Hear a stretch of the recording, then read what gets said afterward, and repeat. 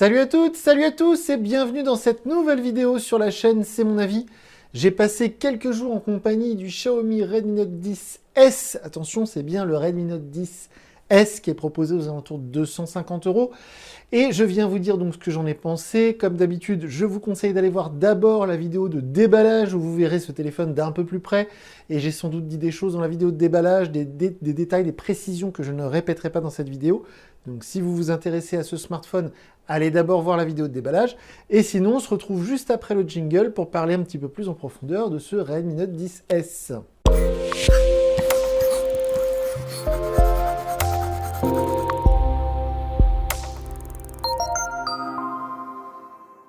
Donc comme je vous le disais, j'ai passé quelques jours en compagnie de ce modèle de chez Xiaomi, c'est proposé à 250 € et c'est le Redmi Note 10S parce que le Redmi Note 10, il existe en plein de versions différentes.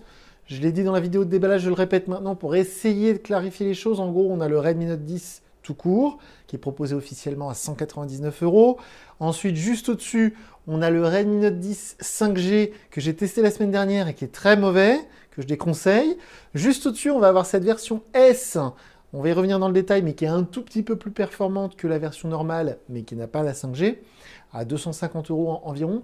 Et puis tout en haut, on va avoir le Redmi Note 10 Pro que j'avais testé et que j'avais adoré, qui est très réussi, qui n'a pas la 5G, mais qui est très très réussi. Donc cette version S, je savais pas trop quoi en attendre. Honnêtement, j'ai hésité à le tester, mais vu que j'avais pas pu tester le vrai, entre guillemets, Redmi Note 10, donc la version standard, cette version S, elle est très très proche de la version standard. Il n'y a que quelques toutes petites différences. En gros, il y a 6 Go de mémoire vive contre 4 sur la version standard. Il y a un capteur photo principal de 64 mégapixels sur cette version S, alors que sur la version standard, c'est 48 mégapixels. Et c'est à peu près tout. On a un processeur Helio Mediatek ici et c'est du Qualcomm Snapdragon sur la version standard. Mais sinon, c'est vraiment les mêmes spécifications techniques.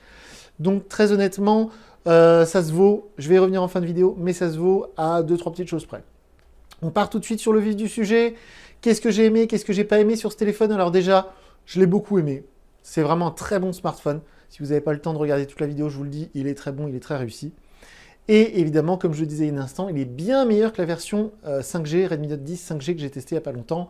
Je vous conseille d'aller voir la vidéo, mais surtout si vous hésitez entre le Redmi Note 10 5G et celui-ci, il n'y a pas photo, quoi.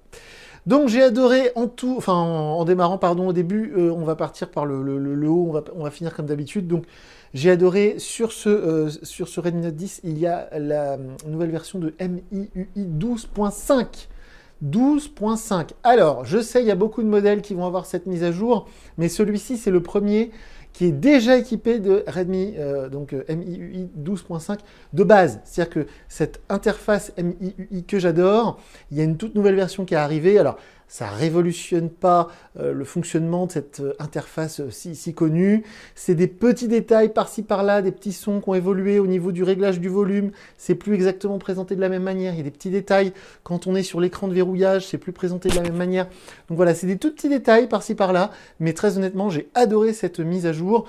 Et rien que ça, pour moi, ça justifie l'achat de ce téléphone.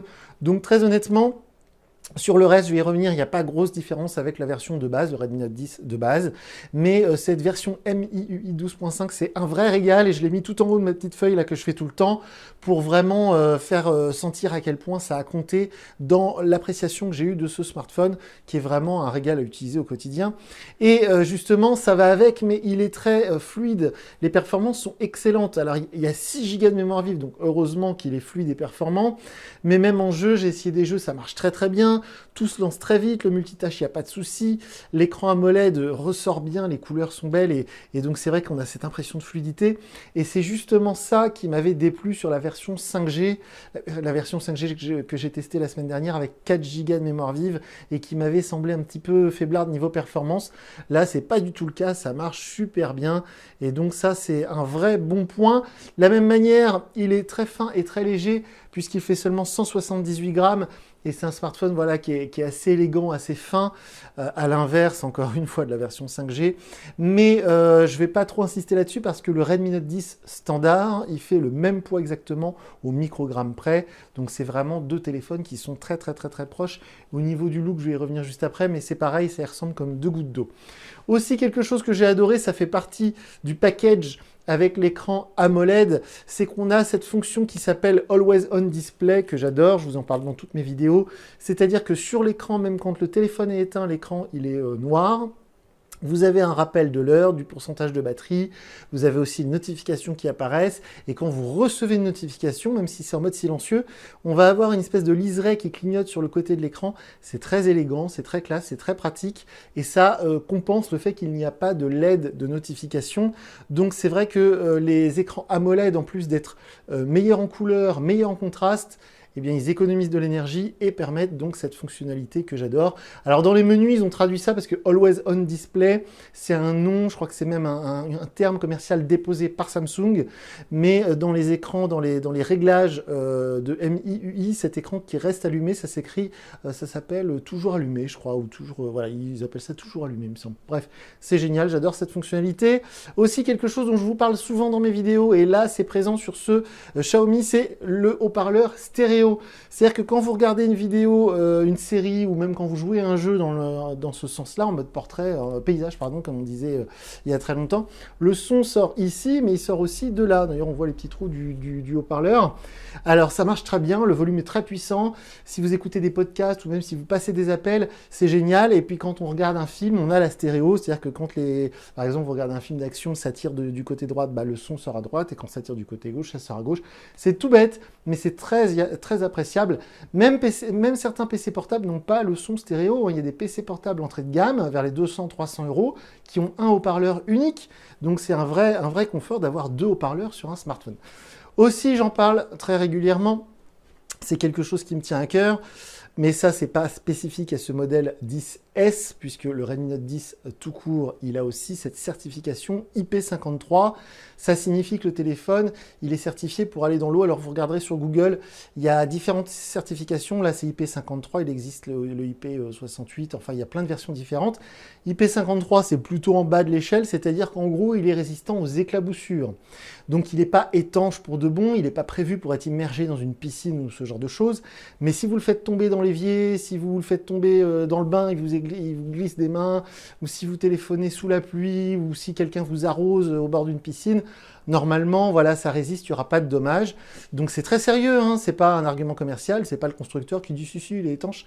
La certification IP53, comme toutes les certifications IP, c'est un truc international, donc du coup c'est assez sérieux. Donc c'est présent sur ce Redmi Note 10 S et sur le Redmi Note 10 tout court, mais je tenais à le signaler parce que c'est un vrai plus et parce que le gros concurrent, par exemple le Realme que j'ai testé il n'y a pas longtemps, le Realme 8 qui est la gamme concurrente de la gamme Redmi Note 10, eh bien sur le Realme 8 il n'y a pas de certification IP. Aussi c'était sur la fiche technique, mais je l'ai vérifié avec le câble et le chargeur fourni dans la boîte, on a 2% par minute, donc ça charge très vite. C'est du 30 watts, le chargeur fourni dans la boîte fait 30 watts et le câble supporte jusqu'à 30 watts, peut-être même plus. Mais en tout cas, ça charge très vite et c'est un vrai confort au quotidien quand on a oublié de charger son téléphone ou quand, comme moi, on attend qu'il ait vers les 10% pour le recharger un coup. Ça va très vite et c'est un vrai confort.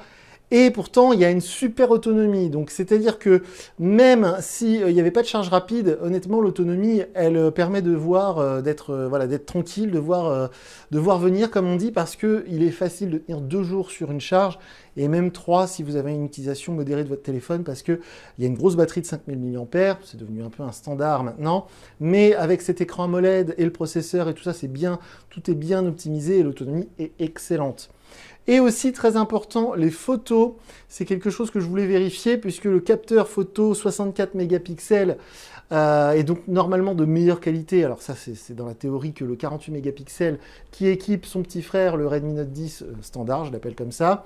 Donc en fait, ce capteur 64 mégapixels prend de très belles photos. Comme d'habitude, sous la vidéo, je vous mets le lien vers ma galerie Google Photos. Vous pourrez aller constater par vous-même la qualité des photos que j'ai pu prendre avec ce Redmi Note 10S et vous verrez que les photos sont très réussies. C'est un bon capteur, il y a du détail. Alors parfois les photos sont un peu sombres, c'est le seul inconvénient, mais très honnêtement, dans 99% des cas, vous allez faire de très beaux clichés. Les selfies sont bons aussi. Le capteur ultra grand angle qui a le mérite d'être présent fait des photos correctes. Donc voilà, pour moi, la partie photo, pour moi, elle est validée. Et on passe maintenant aux points négatifs, en tout cas aux petits regrets que je peux formuler à propos de ce smartphone.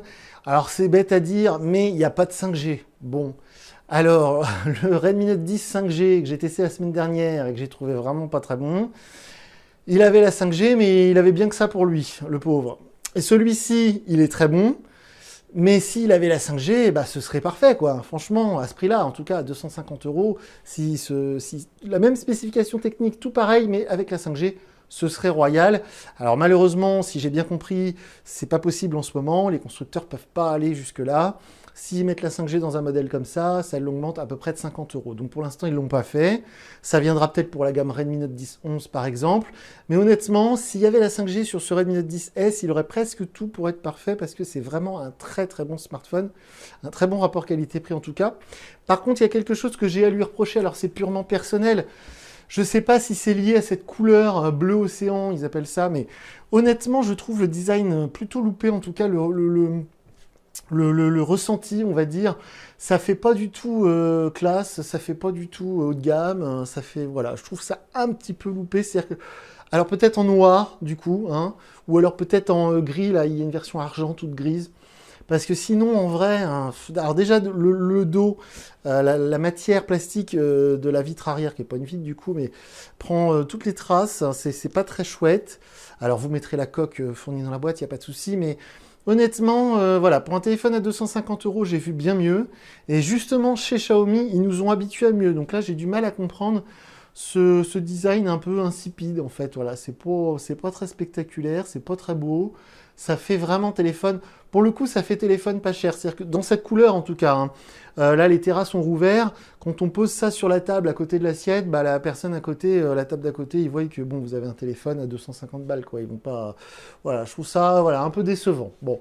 Et puis, alors c'est pareil, c'est très personnel, mais j'aime pas du tout ce système de lecteur d'empreintes sur le bouton Power On/Off. Je sais, je vous le rabâche à chaque fois. Je suis désolé. Mais le concurrent Realme, pour le coup, ils ont mis le lecteur d'empreintes sous l'écran. Je trouve ça à la fois plus pratique et à la fois plus stylé, plus classe. Donc c'est le seul truc voilà, qui me dérange. C'est-à-dire qu'à chaque fois que je prends le téléphone dans ma poche, ça lit mon empreinte, ça déverrouille le téléphone, tout. Je trouve ça vraiment pas pratique. C'est pas grave. Et enfin, tout petit détail aussi, mais je trouve que les bordures sont un peu épaisses au niveau de l'écran, puisque vu que c'est un écran AMOLED, généralement l'écran AMOLED permet, donc il a plein d'avantages, hein, cette technologie AMOLED a plein d'avantages, et généralement les contours de l'écran sont très très fins. Là c'est pas le cas puisqu'on a une grosse bordure en bas, c'est pas très grave, mais du coup bah, c'est pareil, ça participe à cette impression de téléphone un peu pas cher, entre guillemets. Bon alors l'écran AMOLED, voilà, il est très réussi, les couleurs sont vives, tout ça, il n'y a pas de souci, mais s'ils avaient réussi à descendre un petit peu les contours, à faire un écran un peu plus grand, des bords un peu plus fins, ça aurait été encore plus classe. Donc voilà, alors là j'ai tout dit ce que je pense de ce Redmi Note 10S, comme je disais en début de vidéo, je trouve ce téléphone vraiment très réussi, vraiment très bon. Si vous regardez cette vidéo parce que vous hésitez à l'acheter, achetez-le, vous ne serez pas déçus. Mais par contre, je voulais quand même revenir sur le fait que le modèle Redmi Note 10 standard, il est quasiment exactement le même que celui-ci. Comme je disais en début de vidéo, il n'y a que deux choses qui changent réellement, c'est le capteur 64 mégapixels et les 6 Go de mémoire vive. MIUI 12.5, il est déjà sur ce modèle, il va arriver très rapidement sur le modèle de base. Et vu qu'il y a quand même 50 € d'écart, très honnêtement, je conseille le modèle de base. Je ne suis pas certain que ça vaille le coup de mettre 50 € de plus pour avoir le capteur 64 mégapixels, parce que pour le coup, c'est quasiment la seule différence. Les 6 Go de mémoire vive, je ne suis pas sûr que ça apporte beaucoup de choses. Alors, si vous jouez beaucoup aux jeux vidéo en 3D, il y a PUBG Mobile qui est préinstallé sur ce téléphone. Les 6 Go de mémoire vive, ça peut être utile. Mais si vous utilisez un téléphone normalement pour les réseaux sociaux, les appels, les SMS, Internet, etc., pour moi, 4 Go, ça suffit. Je ne suis pas persuadé de l'intérêt de ce modèle. Pour moi, si vraiment on veut un Redmi Note 10 qui soit au top du top, on prend le Redmi Note 10 Pro, qui a du coup voilà, tout ce qu'il faut, c'est-à-dire un capteur 108 mégapixels, tout ça. Donc pour moi, la différence de prix est plus justifiée quand on passe sur le Redmi Note 10 Pro que quand on est sur cet entre-deux, en fait, Redmi Note 10S.